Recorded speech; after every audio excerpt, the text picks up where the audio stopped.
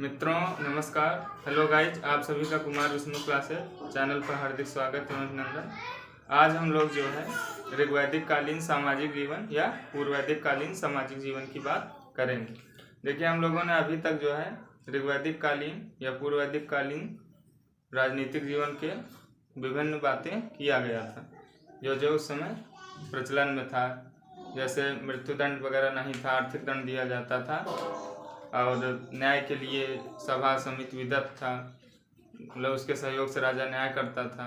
राजा का प्रमुख अधिकारी पुरोहित था, पुरोहित उसे सलाह देता था और राजा जो है निरंकुश नहीं था और कोई कार्य जो है अनिवार्य रूप से नहीं था। तो ये सब जो राजनीतिक जीवन के विभिन्न पहलू थे उन पर हम लोगों ने एक बार देखा था, विभिन्न पहलुओं पे। तो आज की क्लास में हम लोग जो है सामाजिक जीवन की बात, पूर्ववैदिक कालीन सामाजिक जीवन,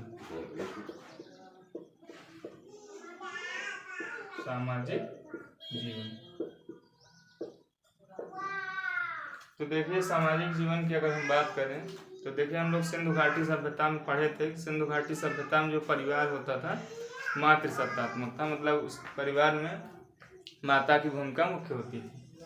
लेकिन जो वैदिक काल है यहाँ पे क्या है, परिवार जो है पितृसत्तात्मक।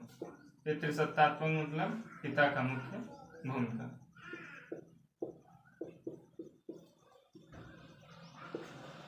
पितृसत्तात्मक परिवार मतलब पिता की सत्ता। मातृसत्तात्मक मतलब जिसमें माता नहीं, पितृसत्तात्मक परिवार। ठीक। और परिवार जो होते थे वो संयुक्त होते थे, संयुक्त परिवार हमें देखने को मिलता है। संयुक्त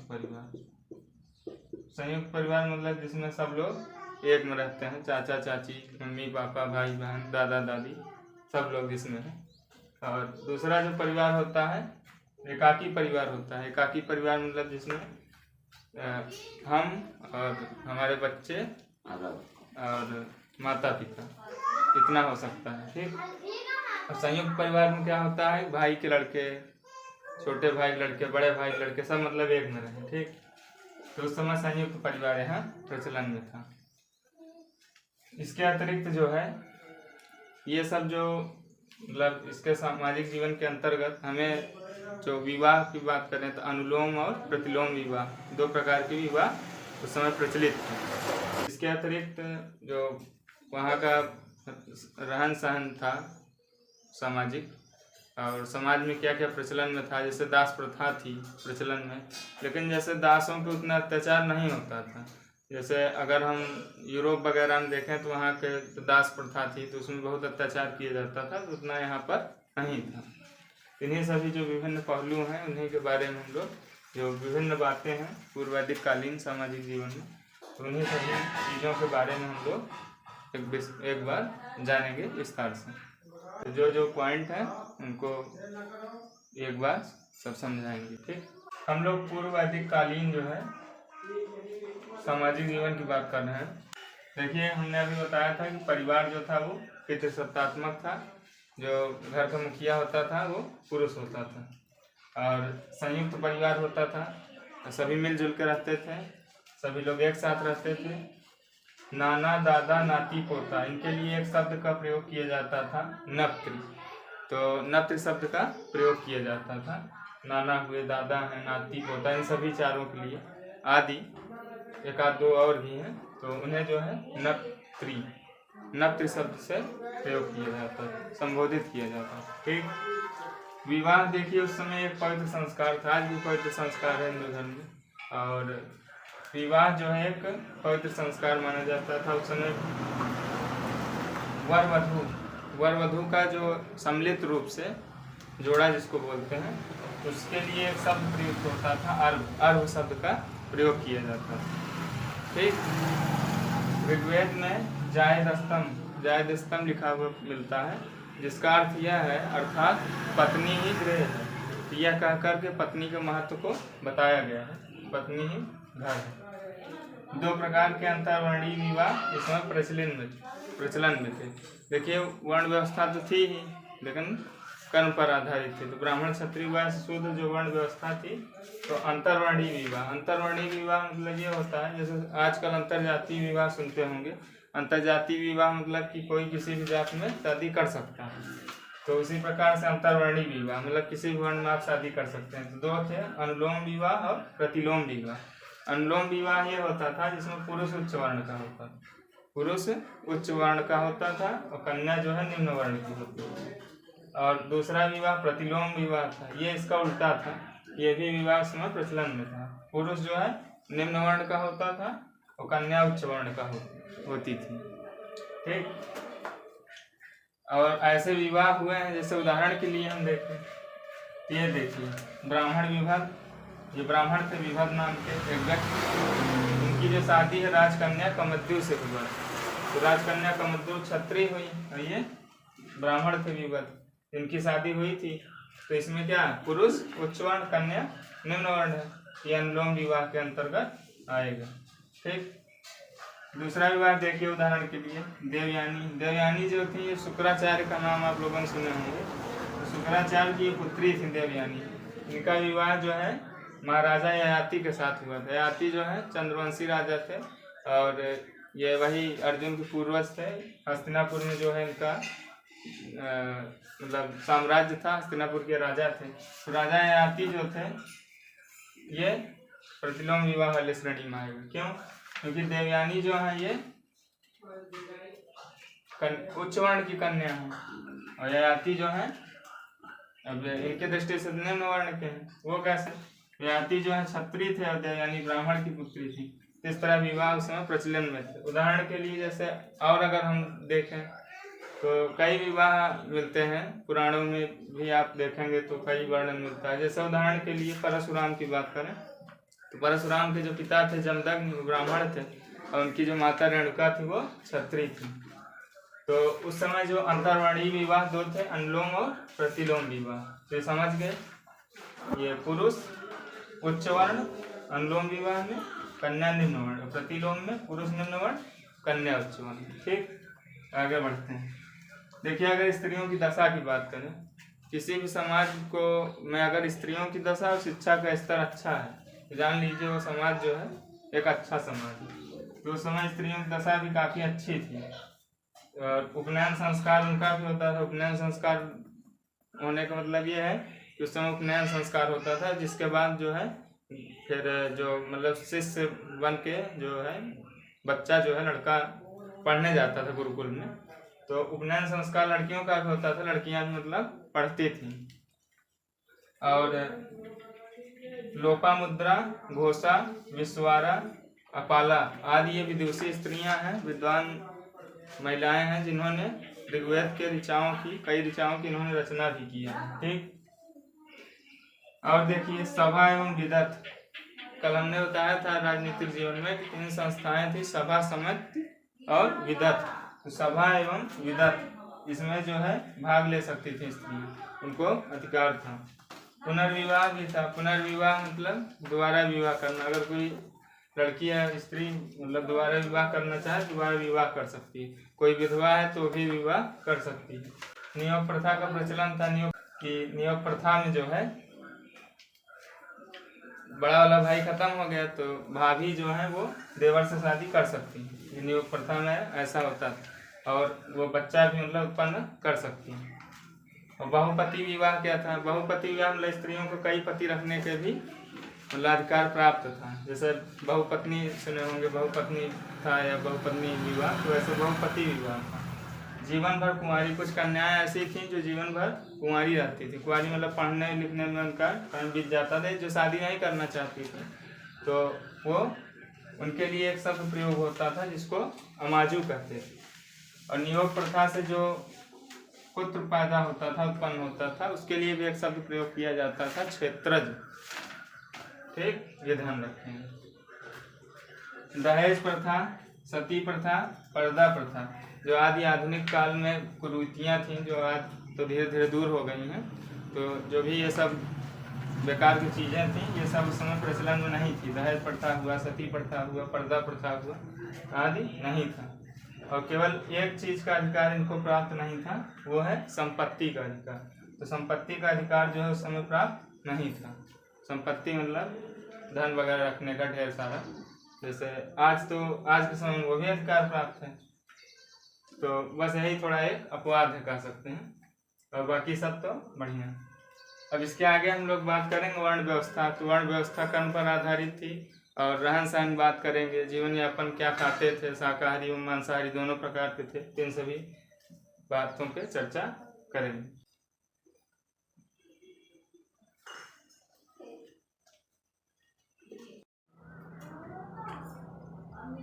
देखिए सामाजिक जीवन के अंतर्गत वर्ण व्यवस्था, देखिए उस समय वर्ण व्यवस्था हमने बताया भी कि कर्म पर आधारित थी, जिसका जैसा कार्य होता था उस हिसाब से उसका वर्ण होता था।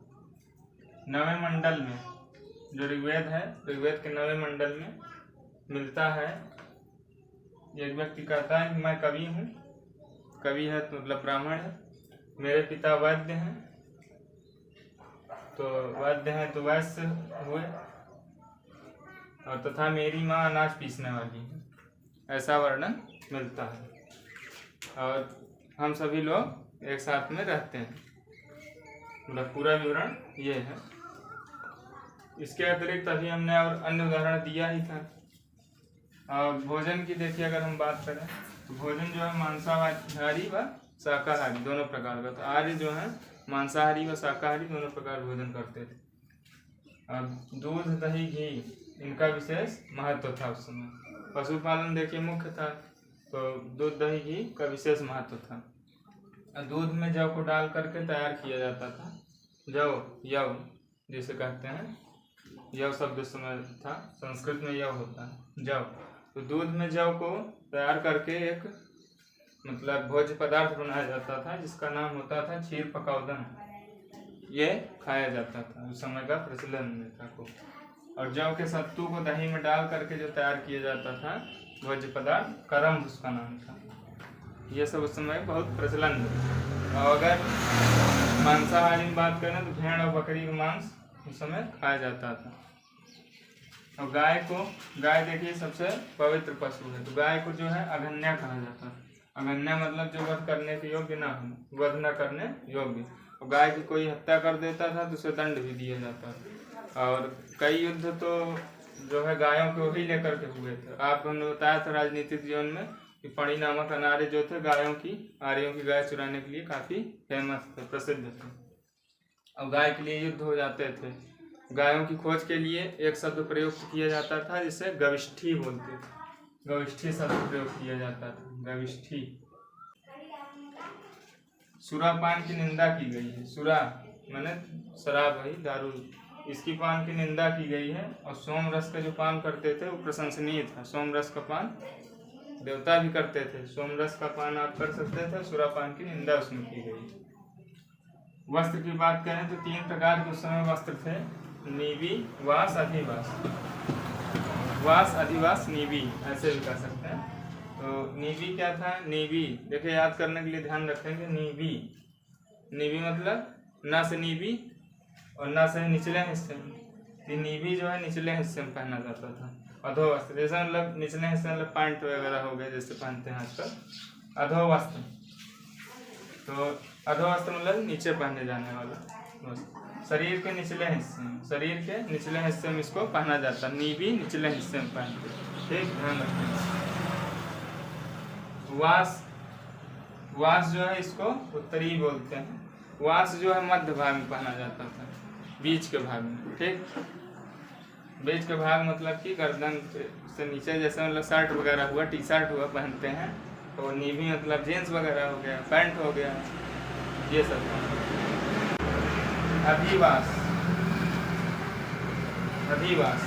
अधिवास को उत्तरापि भी बोलते थे।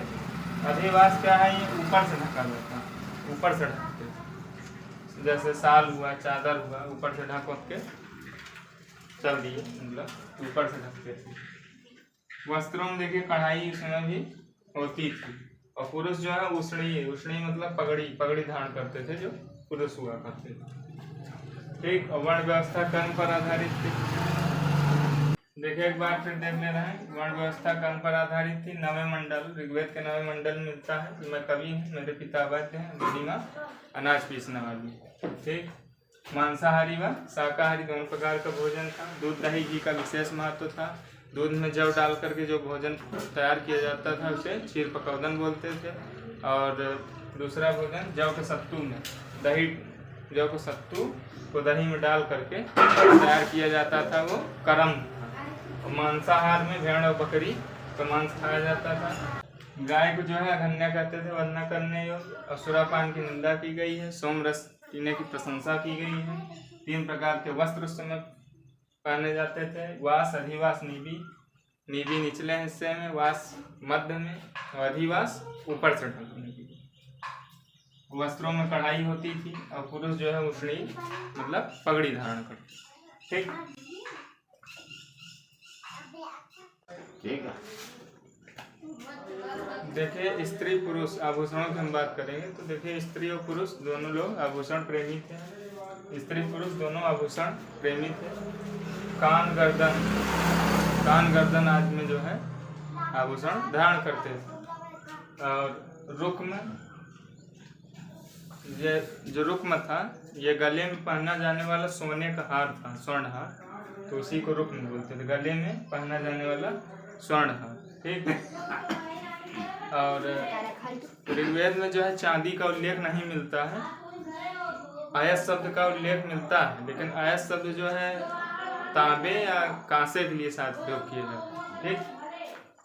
और आर्यों का जो प्रिय पशु था वो घोड़ा था। पवित्र पशु गाय थी और प्रिय पशु घोड़ा था। नदी की बात किए थे तो सिंधु नदी महत्वपूर्ण नदी थी, सरस्वती नदी पवित्र नदी। ठीक।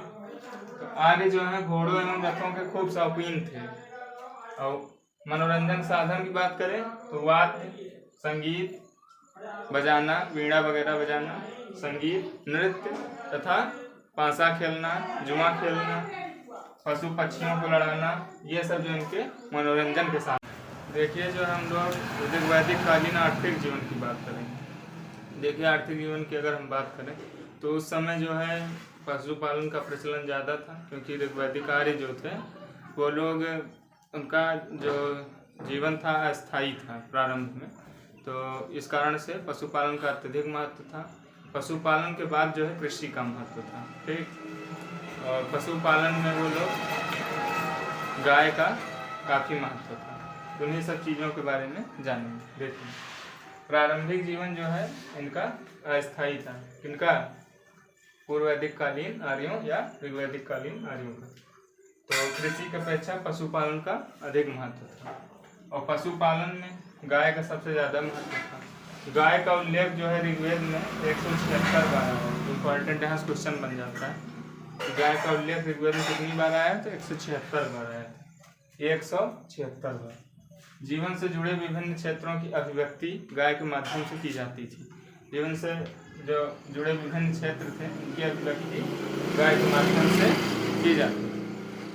कैसे की जाती थी? देखिए जैसे युद्ध जो होता था उसके लिए गविष्ठी शब्द का प्रयोग किया जाता था। राजा को गोपति या गोप्ता कहते थे।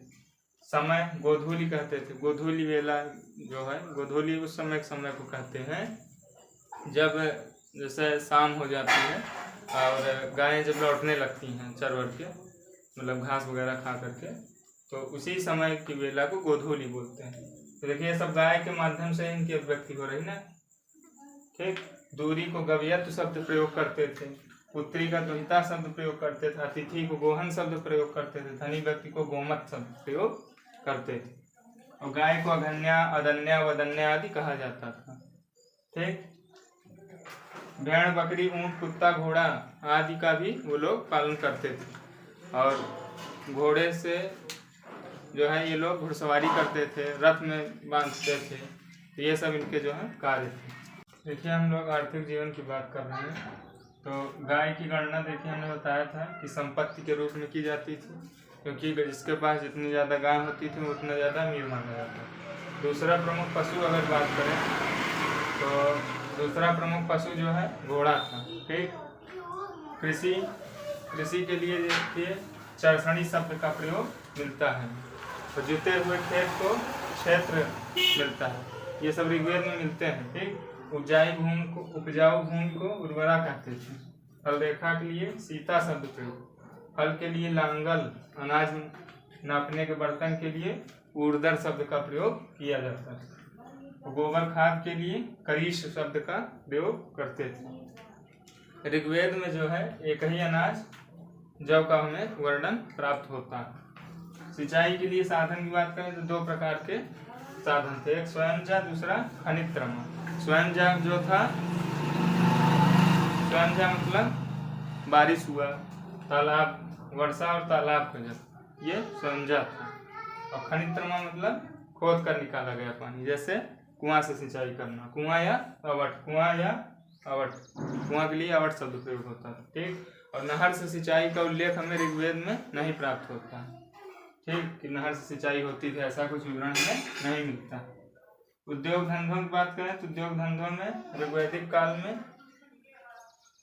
उद्योग धंधों में अगर बात करें तो ऋग्वेद में बढ़ई, रथकार, बुनकर, कुम्हार, चर्मकार आदि शिल्पियों के बारे में हमें वर्णन मिलता है। व्यापार की बात करें तो देखिए आंतरिक व्यापार हमें मिलता है, अंतर्राष्ट्रीय व्यापार का अभी उल्लेख नहीं मिला है। वस्तु विनिमय प्रणाली थी, मुद्रा की खोज नहीं हुई थी, गायों से लेन देन किया जाता था और सामान देकर भी लेन देन करते थे, वस्तु विनिमय प्रणाली थी। आंतरिक व्यापार होता था और जो उस समय व्यापारी थे, जैसे जो कार्य कर रहा है, जैसे बढ़ई गिरी कर रहा है, रथकार है, बुनकर है, कुम्हार है, चर्मकार है आदि, किसी भी प्रकार का भेदभाव नहीं था, ऊंच नीच ऐसा कुछ नहीं था, सभी का अपना एक जो है महत्व था। ठीक मित्रों, आज की क्लास यहीं समाप्त करते हैं। आर्थिक जीवन हो गया। अब हम लोग जब अगली क्लास में धार्मिक एवं सांस्कृतिक जीवन की चर्चा करेंगे।